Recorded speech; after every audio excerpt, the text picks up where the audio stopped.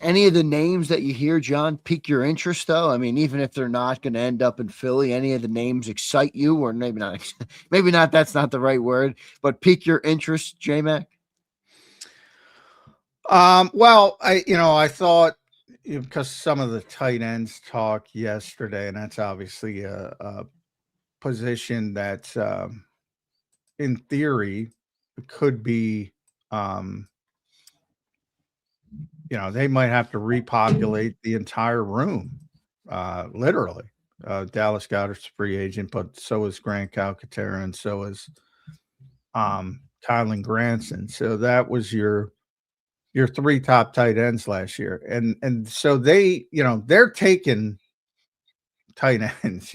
They have to take, um, at minimum one. They're probably going to add a few bodies, whether it's undrafted free agency as well. So they could draft two. They certainly have three, or maybe even more than that with undrafted free agency. So that's a position.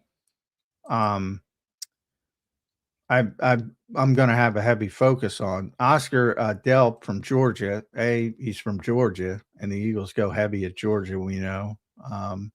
He was speaking yesterday. I thought it was very interesting, because he was speaking and he had mentioned, because he got the question and he met with the Eagles, so antenna up for some.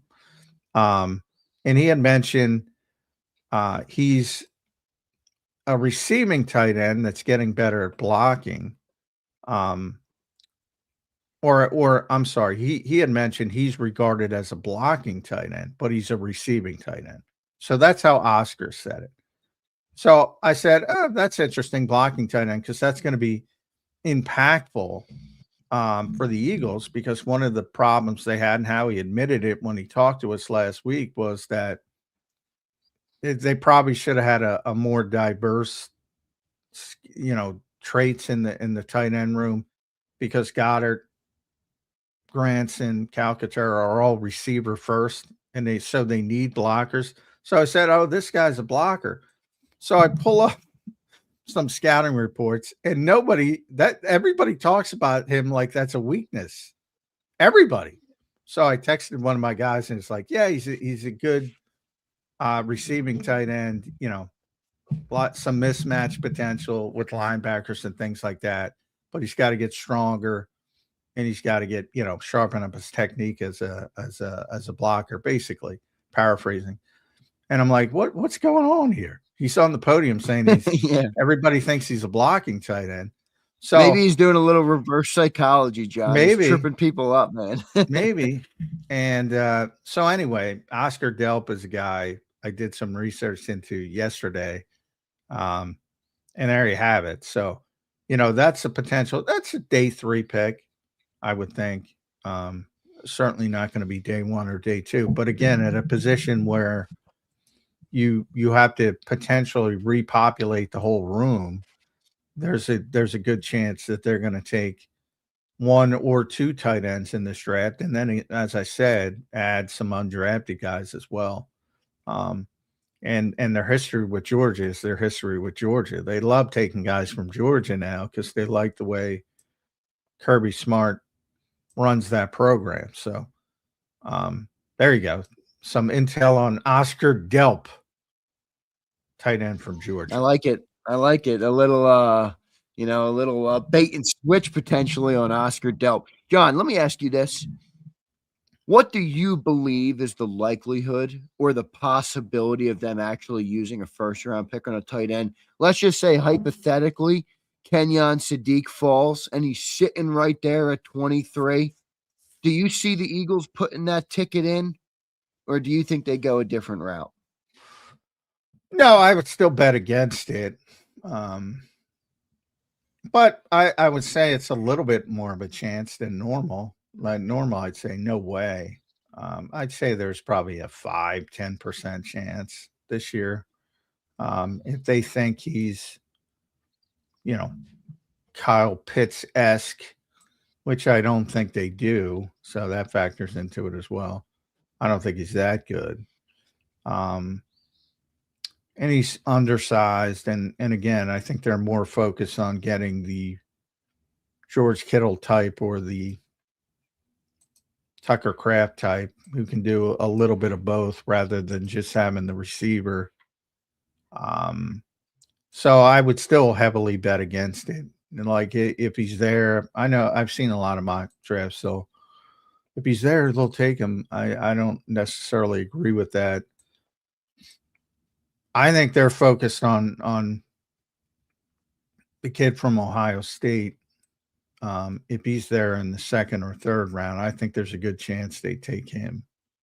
And he's a Is that more that's the Klare kid or the Max yeah, Klare? it's Claire or Claire. I don't know. Maybe somebody can correct Yeah, I us, don't but know. Yeah. um, yeah, he's the guy. I think he's the more modern sort of move tight end that you can align all over, and he can also, go traditional wide back, just be in line. He's not going to embarrass himself. So I think they'd rather have him, to be honest, because he's more well rounded, More not well-rounded as and maybe gifted. even a better value. Yeah, not as gifted, obviously, as a playmaker, but I think, and all you have to do is look at Kittle and Kraft and see how they play the position. I think that's what they want.